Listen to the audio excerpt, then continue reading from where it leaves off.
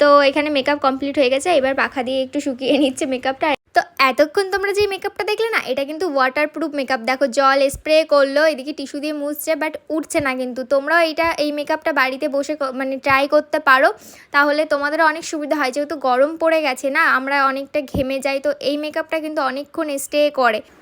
তো দেখো এটাই আমার ফাইনাল লুক। আমাকে কেমন লাগছে তোমরা কিন্তু অবশ্যই জানিও। তোমরা আগে হয়তো রিলসে এই লুকটা দেখে নিয়েছিলে, তো অনেকেই বলেছিলে এই মেকআপ লুকটা দেখতে চাই। তো যেহেতু আমার কাছে ভিডিওটা ছিল, এই জন্যই তোমাদের সাথে শেয়ার করলাম।